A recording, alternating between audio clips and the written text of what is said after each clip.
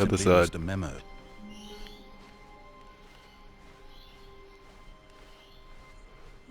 When Stanley came to a set of 2 open doors, this was not the correct way to the meeting room, and Stanley knew it perfectly well. Perhaps he wanted to stop by the employee lounge first, just to admire it. Standing now in this incredible room, Stanley for the first time, but eager to get back to business, Stanley took the first open door on his left. He did not. Stanley was so bad at following directions, it's incredible he wasn't fired years ago. Look, Stanley, I think perhaps we've gotten off on the wrong foot here. I'm not your enemy, really, I'm not. I realize that investing your trust in someone else can be difficult, but the fact is that the story has been about nothing but you all this time. There's someone you've been neglecting, Stanley. Someone you've forgotten about. Please, stop trying to make every decision by yourself. Now, I'm not asking for me, I'm asking for her. This is it, Stanley. Your chance to redeem yourself, to put your work aside, to let her back into your life. She's been waiting. That's her, Stanley.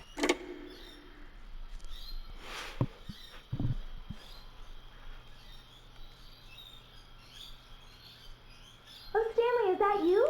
Hold on, sweetie. Sorry to keep you waiting. I'm just pulling the bread out of the oven. All right. Okay, there we go. All right, now, I want you to come in and tell me all about your day. Gotcha. Oh, come on. Did you actually think you had a loving wife who'd want to commit their life to you? I'm trying to make a point here, Stanley. I'm trying to get you to see something. Come inside. Let me show you what's really going on here. Sorry, but you're in my story now. Alright, Barry.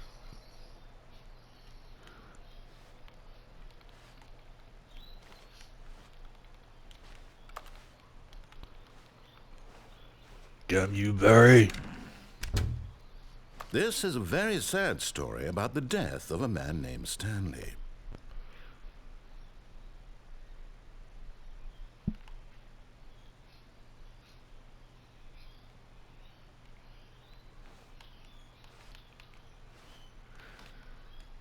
I could be married to a mannequin. Stanley is quite a boring fellow. He has a job that demands nothing of him, and every button that he pushes is a reminder of the inconsequential nature of his existence. Look at him there, pushing buttons, doing exactly what he's told to do. I push the Now buttons. he's pushing a button. Now he's eating lunch. Now he's going home. Now he's coming back to work. One might even feel sorry for him, except that he's chosen this life.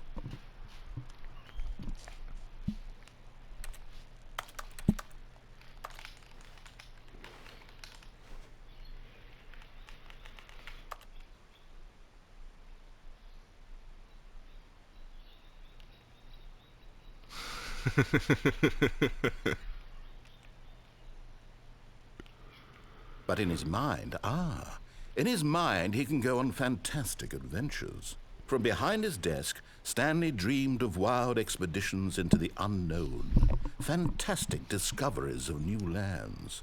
It was wonderful, and each day that he returned to work was a reminder that none of it would ever happen to him.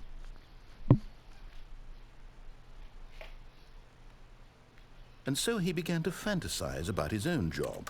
First, he imagined that one day while at work, he stepped up from his desk to realize that all of his co-workers, his boss, everyone in the building had suddenly vanished off the face of the earth. The thought excited him terribly. So he went further. He imagined that he came to 2 open doors and that he could go through either. At last, choice. It barely even mattered what lay behind each door. The mere thought that his decisions would mean something was almost too wonderful to behold. As he wandered through this fantasy world, he began to fill it with many possible paths and destinations. Down one path lay an enormous round room with monitors and mind controls. And down another was a yellow line that weaved in many directions. And down another was a game with a baby. And he called it the Stanley Parable. It was such a wonderful fantasy, and so in his head he relived it again, and then again, and again, over and over, wishing beyond hope that it would never end, that he might always feel this free. Surely there's an answer down some new path, mustn't there be? Perhaps if he played just one more time. But there is no answer. How could there possibly be? In reality, all he's doing is pushing the same buttons he always has. Nothing has changed. The longer he spends here, the more invested he gets, the more he forgets which life is the real one. And I'm trying to tell him this, that in this world he can never be anything but an observer, that as long as he remains here, he's slowly killing himself. But he won't listen to me. He won't stop. Here, watch this. Stanley, the next time the screen asks you to push a button, do not do it. You see? Can he just not hear me? How can I tell him in a way that he'll understand that every second he remains here, he's electing to kill himself? How can I get him to see what I see? How can I make him look at himself? I suppose I can't, not in the way I want him to. But I don't make the rules. I simply play to my intended purpose, the same as Stanley. We're not so different, I suppose. I'll try once more to convey all this to him. I'm compelled to. I must. Perhaps, well, maybe this time he'll see. Maybe this time. And I tried again, and Stanley pushed a button. And I tried again, and Stanley pushed a button. And I tried...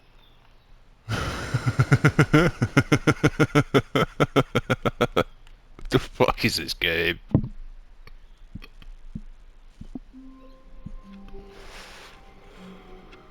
We're back.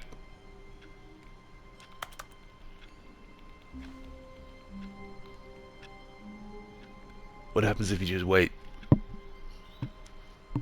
How long would you have to wait for?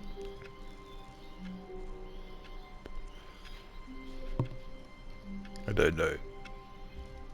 But I also don't think it would make for compelling gameplay. Which I think is one of the earmarks of this game.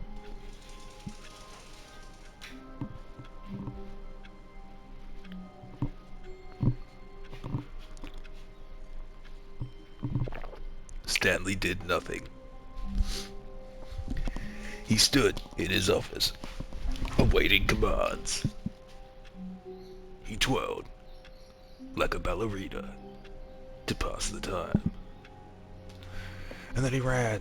All of his co-workers were gone. What could it mean? Stanley decided to go to the meeting room. Perhaps he had simply missed a memo. Perhaps he has. Should we go to the boss's office Stanley this came time? to a set of two Let's do open it. doors. He entered the door on his left.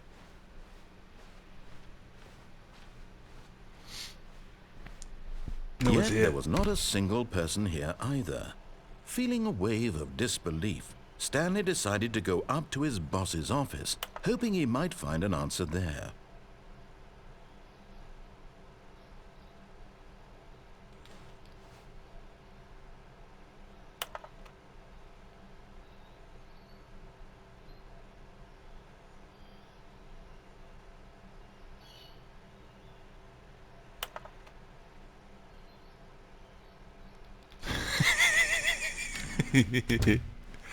Alright. Boss's office. Coming to a staircase, Stanley walked upstairs to his boss's office.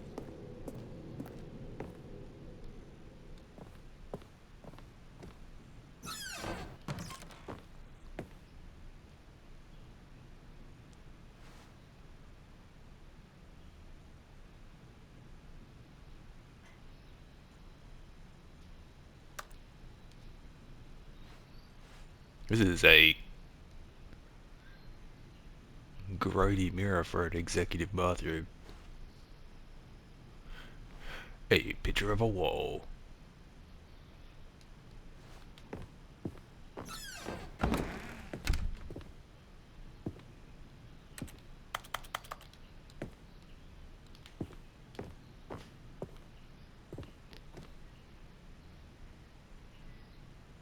Okay. Things, stuff. I can actually open doors here.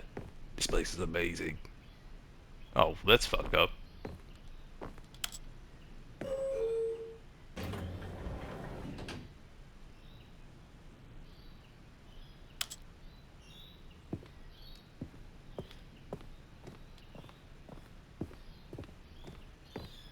Stepping into his manager's office, Stanley was once again stunned to discover not an indication of any human life.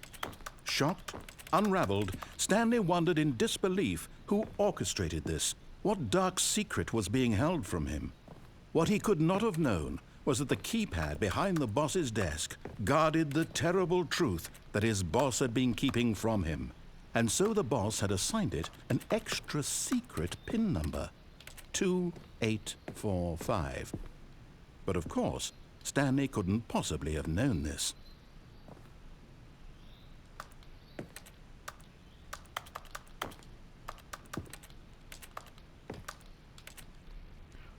I've got a freaking reticle? When did that happen? Stanley just sat around twiddling his thumbs. Trying to input anything on the device was useless, since he could never possibly know that the combination was 2845.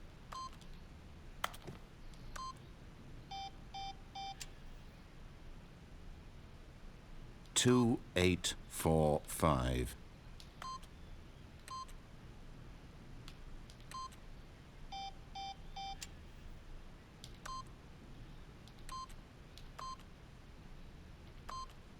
Yet incredibly, by simply pushing random buttons on the keypad, Stanley happened to input the correct code by sheer luck. Amazing. He stepped into the newly opened passageway. Okay.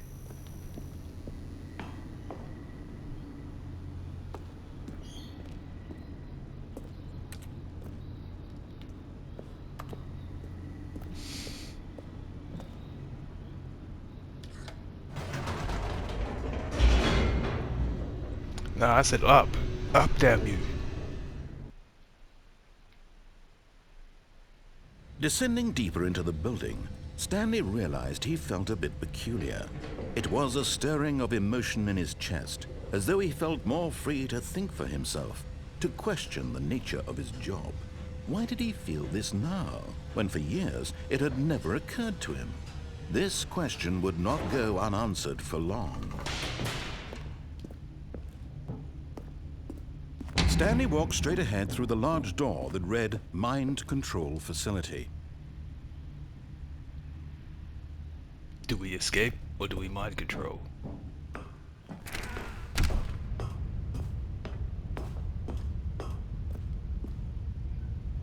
Let's have an idea. The lights rose on an enormous room packed with television screens. What horrible secret did this place hold? Stanley thought to himself. Did he have the strength to find out?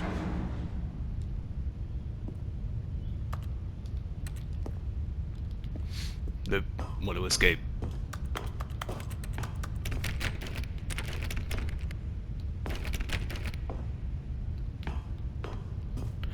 Damn you, Barry.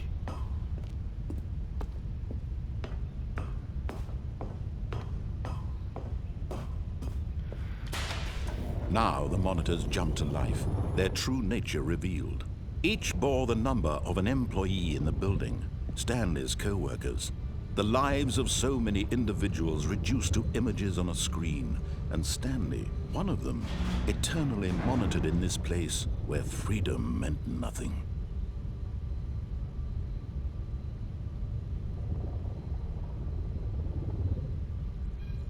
My office is dark. Who's this? 528? What's happened?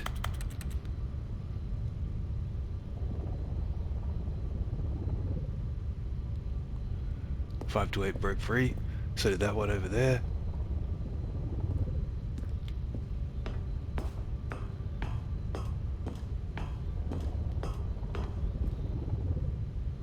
And that one? Maybe that's just a red room. This mind control facility, it was too horrible to believe. It couldn't be true. Had Stanley really been under someone's control all this time? Was this the only reason he was happy with his boring job? That his emotions had been manipulated to accept it blindly? Okay. No. He refused to believe it. He couldn't accept it. His own life in someone else's control? Never. It was unthinkable. Wasn't it? Was it even possible? Had he truly spent his entire life utterly blind to the world? But here was the proof. The heart of the operation. Controls labeled with emotions. Happy, or sad, or content. Walking, eating, working. All of it monitored and commanded from this very place. And as the cold reality of his past began to sink in, Stanley decided that this machinery would never again exert its terrible power over another human life. For he would dismantle the controls once and for all. Can I go in the goop? Well, it's not goop. It's just the LED.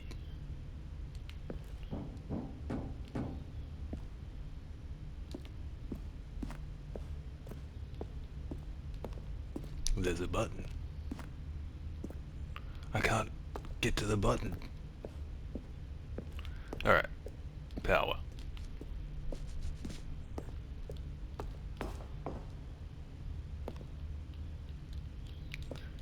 Yeah. Damn it.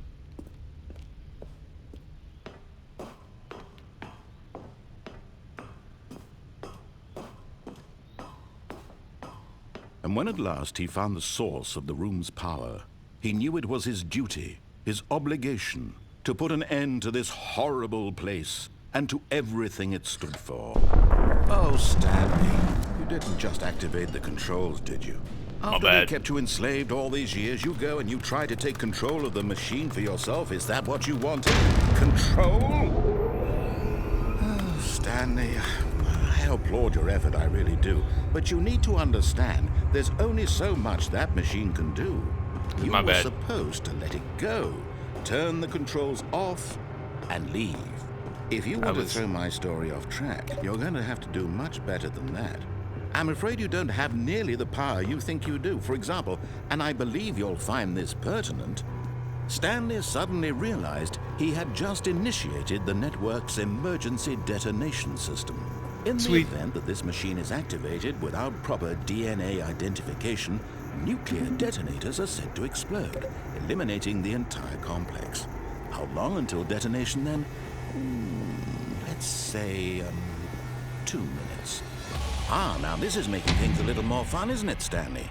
It's your time to shine. You are the star. It's your story now. Shape it to your heart's desires. Oh, this is much better than what I had in mind. What a shame we have so little time left to enjoy it. Mere moments until the bomb goes off. But what precious moments each one of them is.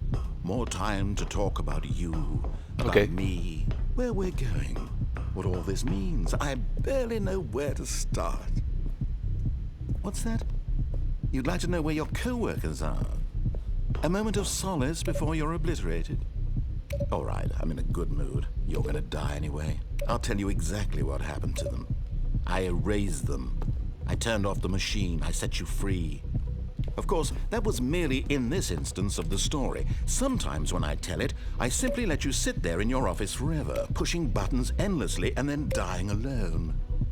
Other times, I let the office sink into the ground, swallowing everyone inside, or I let it burn to a crisp. I have to say this, though, this version of events has been rather amusing. Watching you try to make sense of everything and take back the control wrested away from you, it's quite rich. I almost hate to see it go. But I'm sure whatever I come up with on the next go-around will be even better. My goodness, only 34 seconds left. But I'm enjoying this so much. You know what? To hell with it. I'm going to put some extra time on the clock, why not? These are precious additional seconds, Stanley. Time doesn't grow on